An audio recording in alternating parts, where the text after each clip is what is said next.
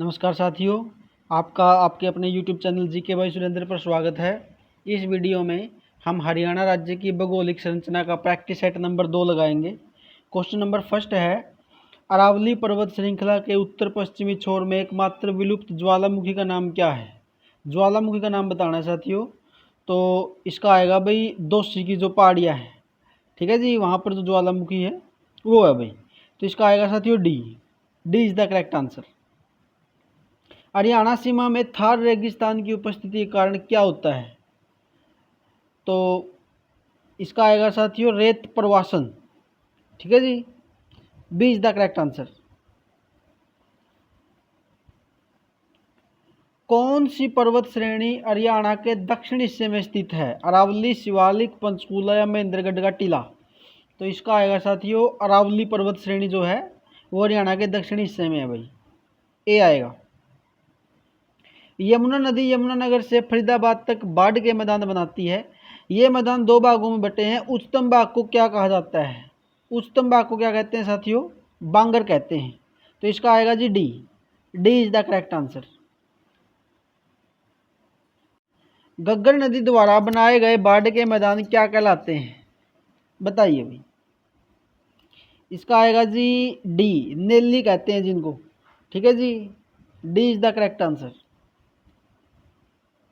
मार्कंड नदी द्वारा बनाए गए बाढ़ के मैदानों को क्या कहा जाता है? तो जो मार्कंड नदी के द्वारा बाढ़ के मैदान बनाए जाते हैं उनको बेट कहते हैं साथियों, बेट, A is the correct answer. Haryana के उत्तरी भाग में स्थित पहाड़ का नाम बताइए। बताइए शाबाश। तो उस पहाड़ का नाम है साथियों शिवालिक। शिवालिक की पहाड़ियाँ हैं भाई, ठीक है जी, सी आएगा। हरियाणा और उत्तर प्रदेश राज्यों के मध्य यह नदी एक प्राकृतिक रोधिका है। गंगा, यमुना, घग्गर या कोई नहीं? बताइए भाई। तो इसका आएगा साथियों यमुना, यानी एक सीमा है, ठीक है जी।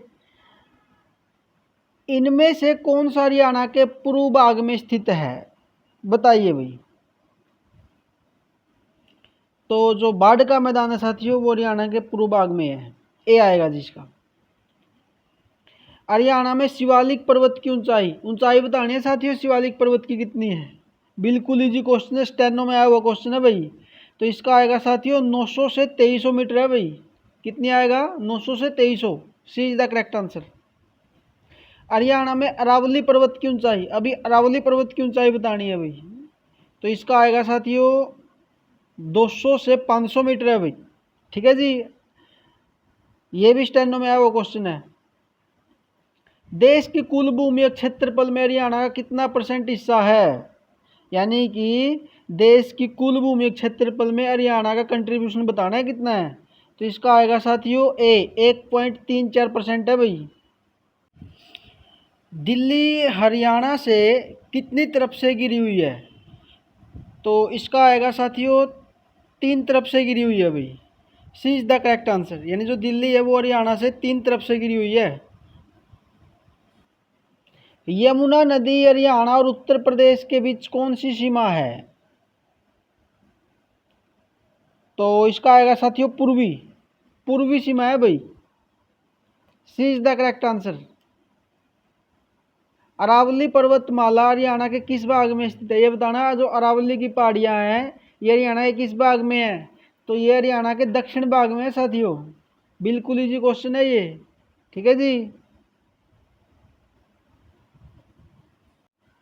शिवालिक की पहाड़ियां हरियाणा के किस भाग को कवर करने का काम करती है? तो इसका आएगा साथियों उत्तर पूर्वी भाग को भाई। यानी जो शिवालिक की पहाड़ियां हैं वो हरियाणा के उत्तर पूर्वी भाग को ढकने का काम करती हैं। कारोह की चोटी हरियाणा की किसका सबसे ऊंचा स्थल है? बताइए भाई। तो इसका आएगा साथियों मोरनी की पहाड़ियाँ, यानी कि जो कारोह पीक है ये मोरनी की पहाड़ियों का सबसे ऊंचा स्थल है। हरियाणा में कितनी मुख्य भौगोलिक विशेषताएं हैं?